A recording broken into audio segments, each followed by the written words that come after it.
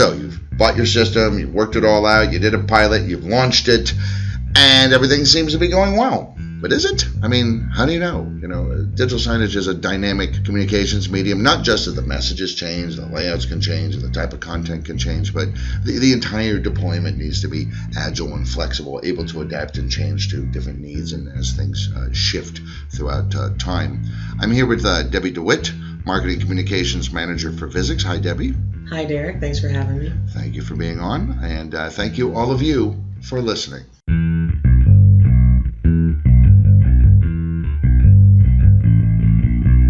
This is digital signage done right.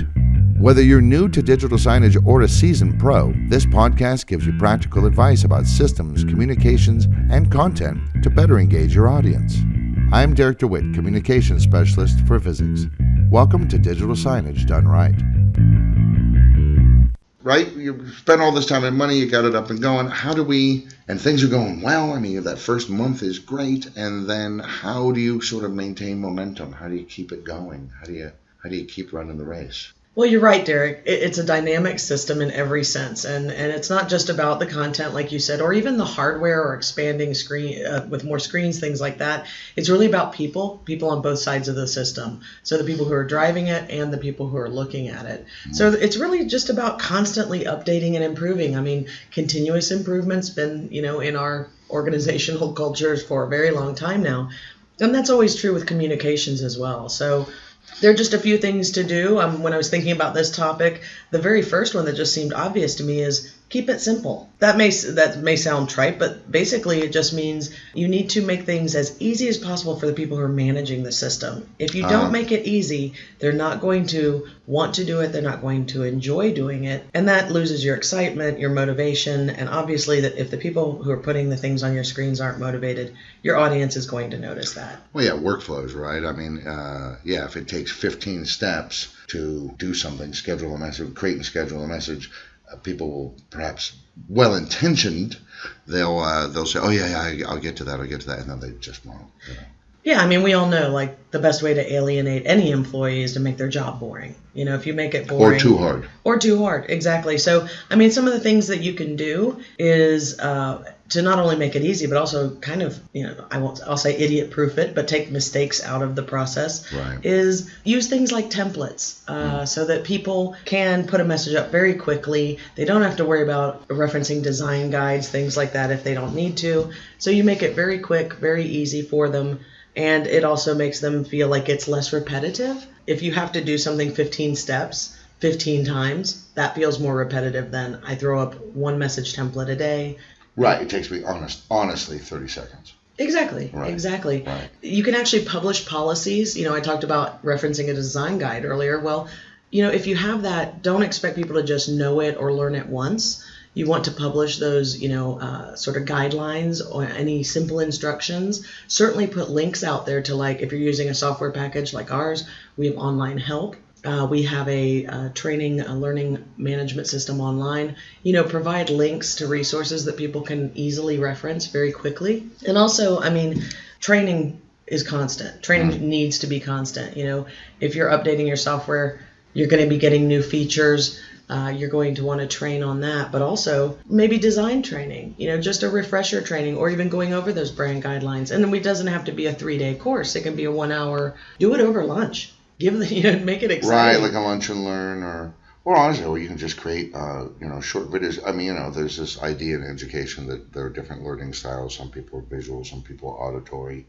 I mean, maybe making a short recording people can listen to, a podcast, if you will, internal podcast, yes. A training thing, or a video, or heck, you could even have lunch and learns in which, Marcus has to teach the rest of the gang because he's quite good at a certain aspect of this, and he teaches the rest of the gang because statistics show that we actually remember something like 80 to 90% of what we teach others, So there are lots of different ways to, and also the variety will mix it up and make it feel not like, oh, here's another boring part of my job, right? Exactly. I mean, the fact is, people need to know, we talk a lot about motivation, recognition, but people need to know what's expected of them. But they also need the tools to do that. And the great thing about digital signage is this isn't data entry. Like, this is a creative process. Right. And a lot of people who get tasked with doing digital signage Maybe they aren't previously in a creative job. They might be admin. They might be just part of a student group. They may be a dean of a college. You never know who's going to put this in their hands. And it's kind of a really fun outlet if you make it that. So, don't add bureaucracy to it. Don't make it a slog. Make it fun. Right. Make it creative. And just make sure people understand the benefits. Talking about ways to sort of inject enthusiasm and energy into the system. And I know one of the things that's been mentioned before is this concept of have a champion. Absolutely. I mean, you want to have a team of people who are involved in this. You want as many people excited about your digital signage as possible, but you need one person who's really the cheerleader. Or two or three. It doesn't have to be just one. That's true. Yeah. If you can get 6, that'd be wonderful. But there's always one person who needs to be deciding on the strategy, or a small team usually. I mean, the fact is most people don't have a group of 12 deciding strategy. So there is a little bit of top down because, again, this is communications, and communications is usually tied into, if it's for external audiences, you're going to be tying this into your marketing and on other channels. If it's for internal audiences, you're going to be tying it into, whatever HR is trying to emphasize this month. So there's somebody who's sort of driving the ship, or a small group. And it's super, super important because we've seen it happen. And the worst thing that can happen is you have a system that's purchased and sometimes championed by someone. Hey, we need this. They go out, they get it. They've read all of our guides. They do this cool content. They're engaging. It's perfect. They move on to another job, and it gets handed to Elise, who is told, you now have to do this on top of their other job or whatever. They haven't been involved before. And, maybe even though they like it, they're not really a cheerleader for it. And so what happens is that system's going to languish.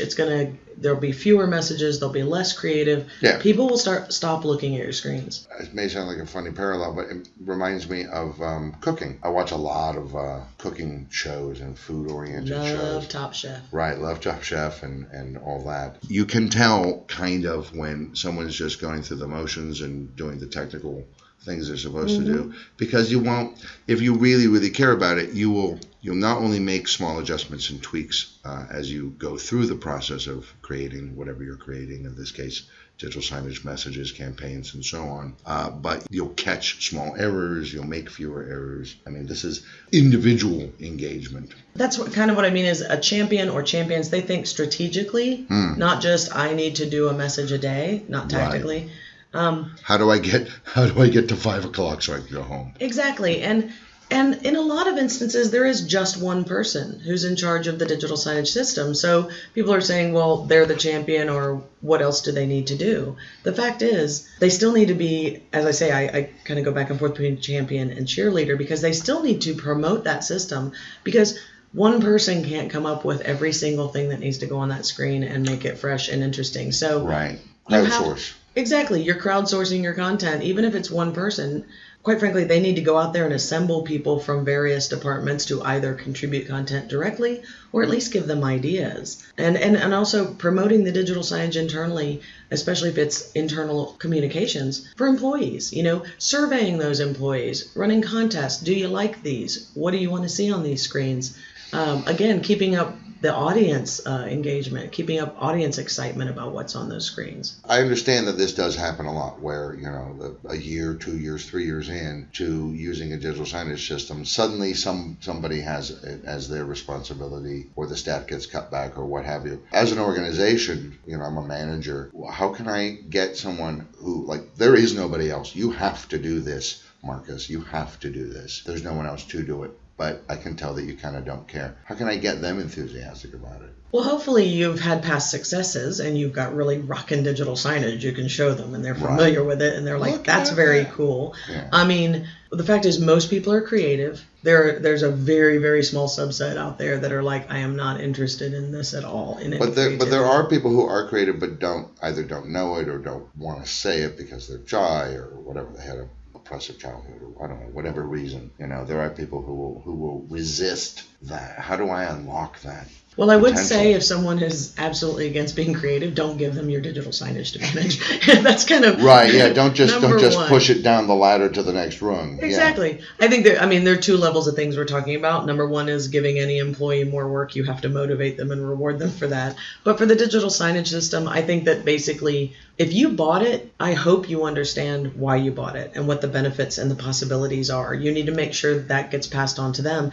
And the fact is, if you don't have time to do that, then go to your vendor. Somebody sold you that system. Someone sold you that software. I guarantee, like here at Visix, we have a huge team of people who are here for client support. And we do a lot of blogs and we do guides and all that. And a lot of companies have more than just technical support. They have consulting. Right. So you can actually talk to them and say, how do I get the most out of this? Get some refreshers on why the company bought it in the first place. And it's actually a perfect opportunity. Anytime you bring on, if it's not replacing a person, even bringing a new person into the group that manages it, it's a perfect opportunity to refresh everyone's memories as to why did we get this, what were our goals, and are we meeting them? Because you are in contact with them. They update their training modules. You're getting updated versions of the software, bug fixes, and so on. New features become available. So it's not like when you buy a car, that's it. You don't talk to that dealer ever again. I don't go back to Best Buy and tell them how my new stereo is. Some people do, though, if you need repairs or... So that's an interesting idea, is that if worse comes to worse, you can maybe get some more air in the balloon by simply interacting with the people who provide you digital signage in the first place. Don't have one champion. Yeah. Have more than one. I think that's just good business practice. You don't generally want any major part of your business in one person's hands because people do leave jobs. They get the measles for 3 weeks. People do get ill. People do retire. So constantly be grooming new champions. I mean, That's a huge thing to have is to have a group that you can pass things around. Someone needs to go off to a trade show. Someone else that's maintaining it doesn't need the person. It shouldn't be the person who's just like, oh gosh, I have to cover them on this. It should be another person who's super excited so that there's no lull in that momentum. So that's behind the screens, right? That's the Wizard of Oz, behind the curtain. But of course, ultimately, a lot of what determines the success of a digital signage system or deployment is the content. Absolutely. And again, what you don't want to do is get very excited when you buy your system and have your creative team, put out a ton of really cool content and it's just super dynamic and you're putting out press releases and you're putting it on your intranet and everybody's excited. And then 3 months later, those same messages are showing. Or you had everything was blue and it's still all blue. Happy Valentine's Day in May. Exactly.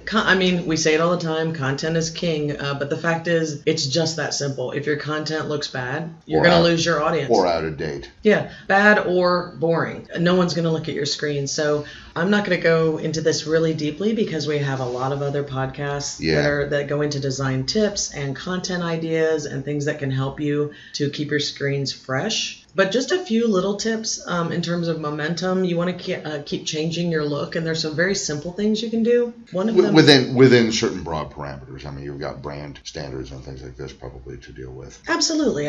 But you really need something new on screens every single day. Right. And that's actually pretty easy to do because weather changes, news headlines change, event schedules change. So it's not too hard to do, but there should be something that's brand new every day. Another big thing is you don't want to just have your layout where things are on the screen just stay the same all of the time. Right. Big content zone on the left, 2 small ones on the right, clock up in the upper left corner, weather in the upper right corner, ticker at the bottom. Right, because there is a thing for familiarity, like CNN always looks the same, but there's so much on the screen. So for your screens, it can trick the viewer who's walking by. I don't want to trick viewers, but it can make them believe that, something new is up there. If you simply take that content zone that you had on one side and move it to the other side. Just reverse flip them. Yeah, you can just move your layout elements around. Right. And what that does is people go, something's new. And even if they happen to see the same message from before, maybe they didn't see the one in the playlist after that before. And now they've looked and they've seen that. So it's like simulated freshness. Exactly. Obviously, you want to refresh your background and layout designs. We suggest at least once a year, if not every 6 months. That's where you tie into your brand identity that you had just mentioned. Right, even if it's just minor tweaks, but noticeable. Oh, look, it looks like this now. Another kind of easy tip, depending on your resources for design, is if you've got something that's up all of the time, please silence your cell phones in meeting areas. That's something you need on your screens every day. Yeah. Then have several background colors, or take something that was different pictures. Yeah, exactly. Take something that was a still message and turn it into a short video, like a 10-second or video. Just an animated background or a cinematograph or what have you. Yeah. I mean, the point is maintaining momentum. Content's kind of the number one thing, because as you said, people in the back office need to be happy. You need to have policies. You need to have training. But for your audience, those screens need momentum. It needs to remain dynamic. So do a content audit. Go back and look at all of your content, and do that at least quarterly, and see if anything can be refreshed or even retired. So, all right, so I'm getting all this stuff up, and like ROI is another thing, and I know this from speaking to Visix clients in the past. A lot of people don't actually measure ROI. It doesn't even occur to them. Way back when, asking people questions in interviews for case studies, I would say, how are you measuring ROI? And people would say, oh, yeah, it's a good idea. We should do that. Yeah.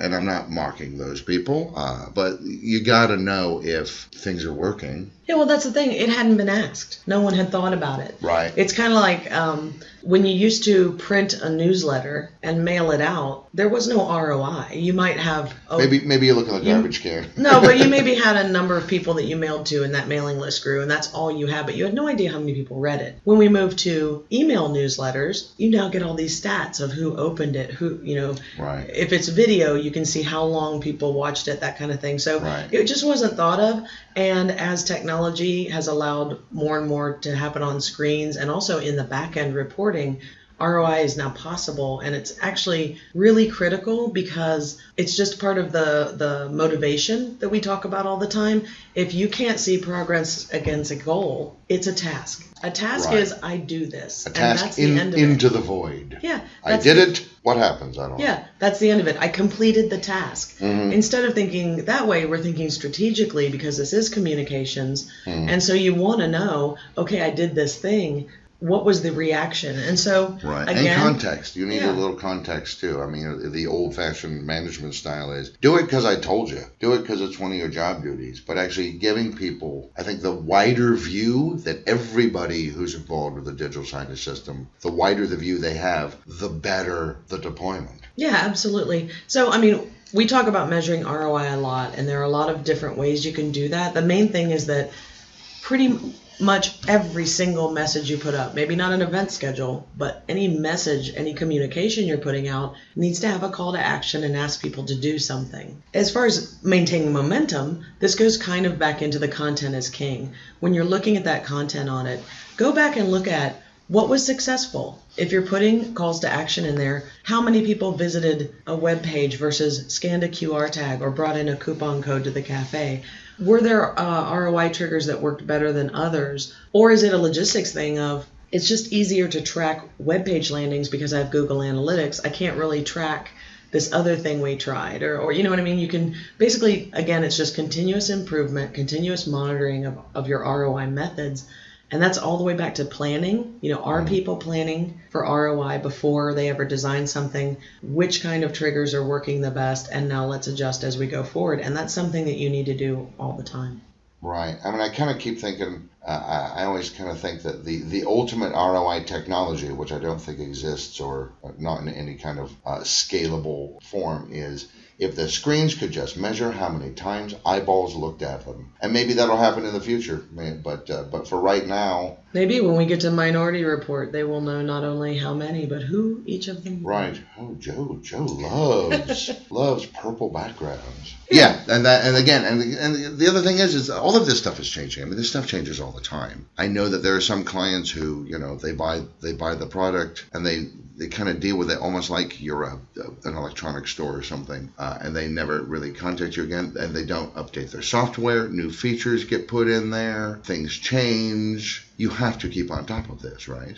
Oh, yeah. You have to update regularly. I mean, digital signage is a big investment. A chunk of change. Yeah, especially if you're in an enterprise system. Yeah. You've spent quite a bit of money and also manpower and and which costs money. Exactly. You've put all of this in place, and so you wouldn't let it languish. No one who uses Microsoft Office uses a 10-year-old version. You have to update. Some people do. You have to update. I mean, the fact is you want the new features, and we all know technically you have to update periodically. You just have to. For example, with digital signage software, sometimes a software update requires a hardware update.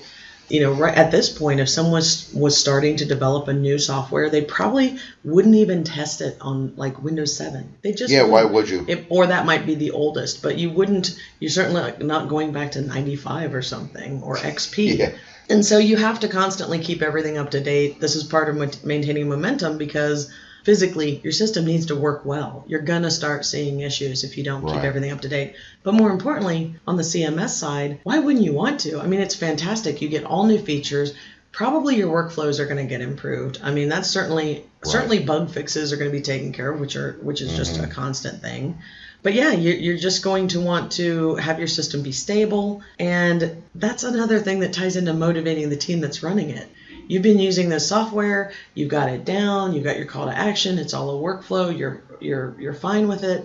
And then suddenly I get 3 new features that just made that faster, it made it easier. And there's this other one that I could never do this before. Now I can map to data, I can map artwork, I can actually set up artwork that changes based on numbers in an Excel sheet that I never have to touch again. And it's the coolest thing on earth. And everybody who's seeing the screens is like, wow, Judy, did you do that? That's really cool. And you're like, yes. Newness is always a motivator. I think so. It's a great opportunity to get your team excited again. Right. And going along with that, and we mentioned this before, new features call for new training. But even if you don't update your software, you should still refresh training once in a while. I mean, you taught before, so you know more about this than I do, but people don't just learn something once and then know it forever. No, that's not how we learn. Yeah, we do forget things. And obviously, you're going to have new employees joining your team. You need to plan for continuity for people who are maybe going to change positions or retire. So new people. Yeah. So and every time you add a person to your team, it's a great opportunity to train the whole team. It's a reminder of, hey, let's go ahead and do that. Not if you did it 2 weeks previously, but certainly if it's been 3, 4, 6 months, be like, hey,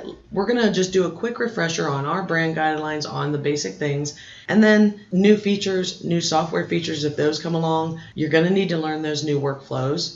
And it's great, but you might have been using 15 steps. Now you need to learn 10, but they're different steps. Or guess what? Management went ahead and said, go ahead and pull the trigger on 5 content subscriptions to reduce the burden on the content creation person or team. And, okay, well, how's that work? And all of this. So, yeah, people need to constantly be updated on how things work. Yeah, absolutely. And I mean, we've got, if you take our masterclass guides, we've got some real actual 6 or 7, I forget how many, training tips for new users that are actually very valuable. Our own trainers did that for our own employees. One of the things I will say, a little bit of a plug here for Visix, but we have a training subscription, and it allows, if you're our client, anyone at your company, unlimited number of people get access to our online learning management system, as well as live classes that are held on the web for a year, unlimited, and you can just renew that each year. That is a great way to say, hey, we happen to have this, onboarding and training process in March, but you actually aren't sure about this one aspect of things, or you just want to get. Or you just forgot, know, that initial training, you're being hit with a lot of new information. Exactly. So I would say this: if you're not a Visix client, whomever you're working with, make sure that training is not something that's a one-time deal. Again, maintaining momentum. Training is one of those things that you need to continuously do, and it's a great opportunity to get everybody motivated each time. Another thing that might happen is you might, the digital signage works so well. Again, I always think of multi-building campuses like universities or something, but I mean, it could be anything. Sure, no, that's very common. But that's a common use. Okay, so it worked really well in the sciences building, and now, we kind of piloted it and fine-tuned it there and got it kind of working great.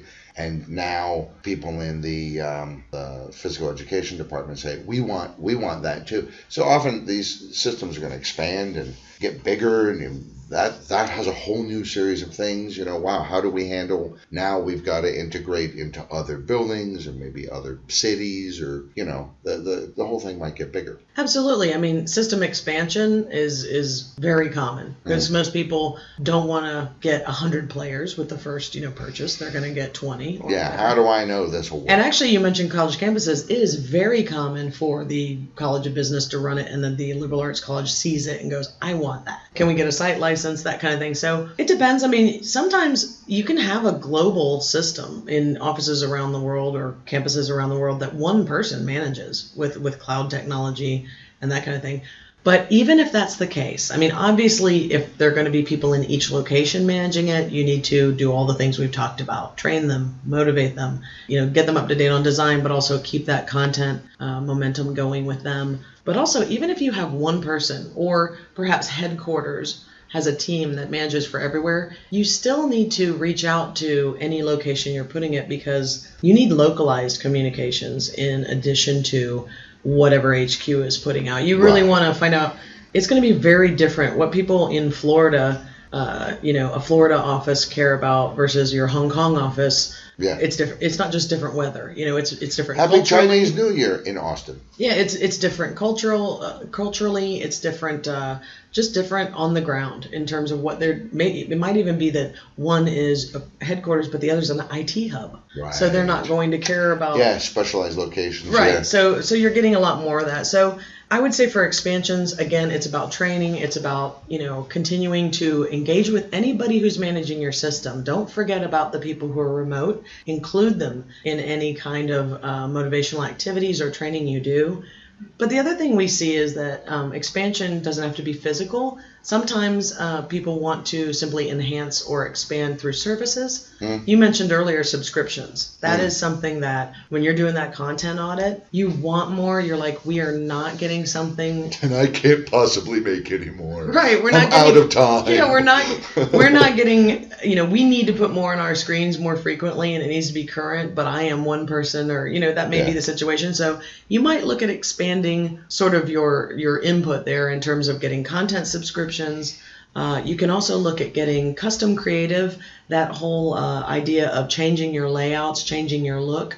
You don't have to do it. Not every company has graphic designers on staff. So you can reach out, whether it be to Visix, I would hope, if you're our client, but you can reach out and get some graphic design help for that kind of thing. Sure, there's a ton of it out there. Yeah, and we talked a lot about ROI, but also just in storytelling and that kind of thing, consultants can help. And almost every one of the digital signage software vendors have some sort of consulting. Like you said, we live and breathe this every day. We don't just want to sell a product. We want people to use it and love it. And we want them to be happy forever so that they do expand and that they do recommend us. And so because of that, like people who work at the company think digital signage is cool. So talk to them, get some consulting help. They can help you with campaigns. They can talk about how do I do ROI? How do I keep my screens fresh? So you can really get some help from outsiders to enhance your system as well as physical expansion. It is essentially, in some way, shape, or form, a creative thing. The whole process, the medium, and everything. And I think a lot of people, because it's technology, they have a tendency to think of it as like, oh, it's some kind of a tech thing, which is a little boring and linear workflows. Yeah, we often see that someone decides they want or need digital signage. It is tasked to either the IT department or facilities management, because it is physical facilities and technology and networking and power, and they buy it. But then we almost always see communications, marketing, people who are actually, I don't want to degrade the other groups by saying they're more creative, but they tend to have a more communicative. Creativity and communications is their brief. Exactly. And in marketing, you're always going to have some sort of design and campaign thinking going on in that group. So that's the good news, is that in most cases we do see that it's a group of very creative people managing the system. And the fact is, the whole maintaining momentum thing is just the same as in any other business team. Salespeople, the sales manager has to keep up their motivation and excitement. Your HR department is constantly trying to keep up morale and excitement and productivity. A government office is working on making sure that everybody is satisfied at work and has what they need. So this is just another component of your business. And so you have to keep up excitement and keep inspiring the people behind the scenes so that what goes on the screens is the best it can be. And I would say also, I mean, one truism about people in creative professions, or even just people who are creative in their spare time, painters usually don't just paint their own stuff. They look at other painters. They talk about painting. They go to museums. Writers read lots of books. Filmmakers watch lots of movies. I'd say if you're tasked with this kind of a thing, whatever aspect of it, check out. I mean, the digital signage is really becoming ubiquitous. It's especially in retail locations, airports, malls, shops. Always be looking for inspiration from somewhere else, because you're not the only people doing digital signage. It's not so new anymore that you're the weirdos who are doing it. It's everywhere, and everywhere you look you can find inspiration that can also help keep that energy and momentum going inside your own head. Yeah, absolutely. And if you're like, hey, I have a work and I have kids and I don't have time to go look for that, just Google the images. Like you said, it's so prolific now. There are so many images out there of different types of digital signage, not only where they're placed, how they're configured in terms of like video walls and things, but also what's on them. I like to look elsewhere. I mean, the fact is, like television show title sequences, the fact that we have animated layout backgrounds, I look at things like that and think that would be a great background to have things over. So, like you said, it doesn't always have to be one-to-one comparison. Anything can be inspiration for digital signs. But as I said, it's really just about making sure it doesn't become a repetitive task, and make sure that the people behind it are happy. Happy workers. Happy cows make happy milk. Yes. So it's like California. This is one of those things that if the people behind the scenes aren't happy, it's going to show up. You're going to see it on the screens, and your audience isn't going to be happy. And again, it's all about engaging your audience. So engage your employees first. That's very good advice. All right. So a lot of things to think about on how to maintain sort of that momentum as you're going through. Yeah, I hope it's helpful. I'd like to thank Debbie DeWitt for joining me. Thank you, Debbie. You're welcome. And thank all of you for listening. Hey, want more free stuff? Then head to the resources section of Visix.com for free masterclass guides, blogs, videos, and more to help you with your digital signs. Please share, subscribe, and leave a review of this episode, and connect with us on social media.